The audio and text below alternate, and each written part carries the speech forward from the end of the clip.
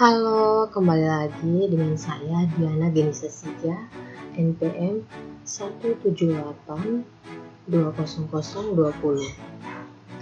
Saya merupakan mahasiswi Fakultas Kedokteran Hewan dari Universitas Wijaya Kusuma Surabaya. Pada kali ini saya akan menjelaskan tentang ketersediaan air untuk hewan atau ternak. Yang pertama, pengertian ketersediaan air. Ketersediaan air dalam pengertian sumber daya air pada dasarnya berasal dari air hujan, air permukaan, dan air tanah. Hujan yang jatuh di atas permukaan pada suatu daerah aliran sungai atau wilayah sungai, sebagian akan menguap kembali sesuai dengan proses iklimnya, sebagian akan mengalir melalui permukaan dan subpermukaan masuk ke dalam saluran, sungai atau danau, dan sebagian lagi akan meresap jatuh ke tanah sebagai pengisian kembali pada kandungan air tanah yang ada.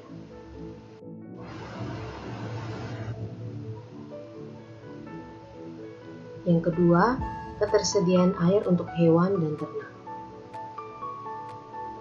Berdasarkan jenis hewan yang diternakan, peternakan dapat dibedakan menjadi 3 jenis, yakni peternakan hewan besar, peternakan hewan kecil, dan peternakan hewan unggas.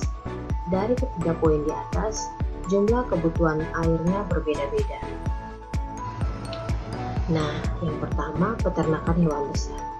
Peternakan jenis ini membudidayakan hewan-hewan bertubuh besar, seperti sapi, kuda, dan kerbau. Ternak hewan-hewan bertubuh besar diambil manfaatnya dalam bentuk susu, daging, kulit, dan tenaganya sebagai alat transportasi. Peternakan hewan kecil. Peternakan hewan kecil membudidayakan hewan bertubuh kecil seperti babi, kambing, domba, kelinci, dan lainnya. Manfaat beternak hewan kecil adalah untuk diambil susu, daging, dan kulitnya. Yang ketiga, peternakan hewan unggas. Ayam, bebek, angsa, itik, dan puyuh merupakan beberapa contoh hewan unggas yang banyak dibudidayakan oleh masyarakat. Manfaat beternakan hewan-hewan unggas adalah untuk diambil daging, telur, bulu, atau sebagai penghibur untuk dinikmati suara atau keindahan.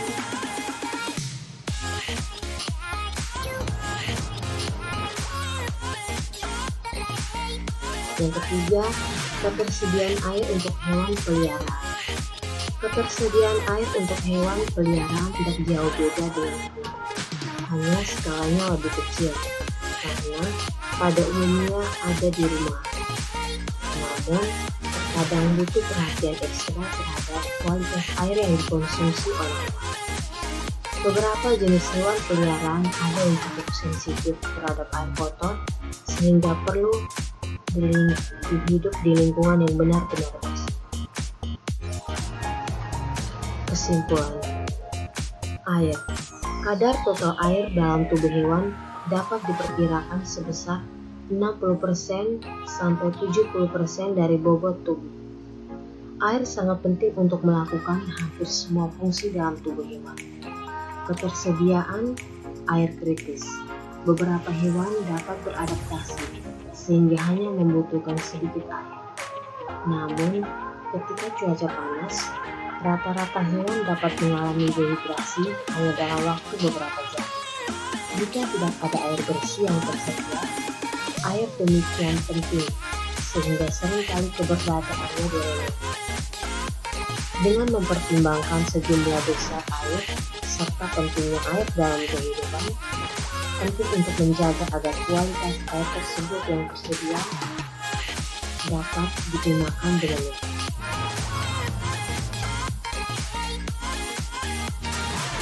Berapa banyak? Setiap hewan mempunyai kapasitas moral untuk mengonsumsi air setiap hari. Akan tetapi, hal ini dapat dipengaruhi oleh berbagai hal seperti aktivitas, kandungan air dalam makanan, dan kesehatan tubuh hewan itu sendiri. Berbagai faktor seperti cuaca yang sangat panas dan tindakan menyusui dapat meningkatkan kebutuhan jumlah air hingga 3 kali di atas normal.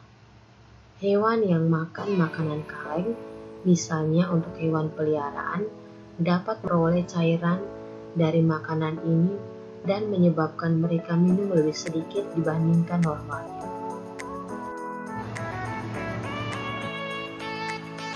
Kualitas air. Banyak pemilik peliharaan yang memberi minum hewan mereka menggunakan air kemasan.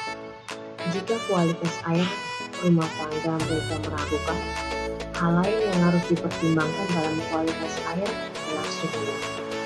Hewan peliharaan lebih suka minum air dingin di musim panas dan air yang sesuai suhu di musim dingin. Jika Anda memiliki hewan peliharaan yang tinggal di luar rumah, pastikan mereka minum air yang dihangatkan pada penampung atau wadah. Begitu juga pada hewan ternak, kualitas air harus selalu terjaga kebersihannya, terutama untuk dikonsumsi. Pastikan air selalu jernih dan tidak keruh, walau pada unggas air selalu suka dengan habitat air.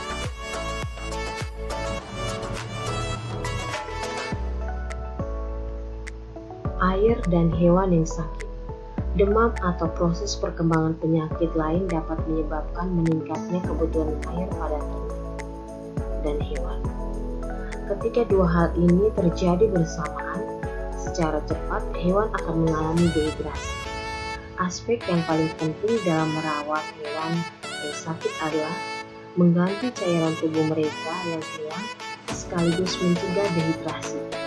Jika hewan tidak dapat dibujuk untuk diminum, maka cairan yang akan dimasukkan ke dalam tubuhnya melalui infus atau suntikan ke bawah kulit.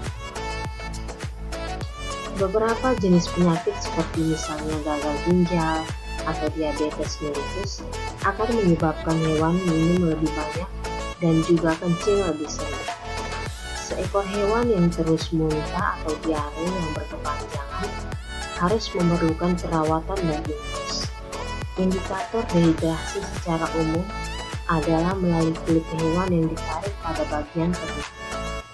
Perhatikan seberapa cepat kulit tersebut kembali ke tempatnya. Kulit hewan yang sehat akan segera kembali dalam waktu 3 detik.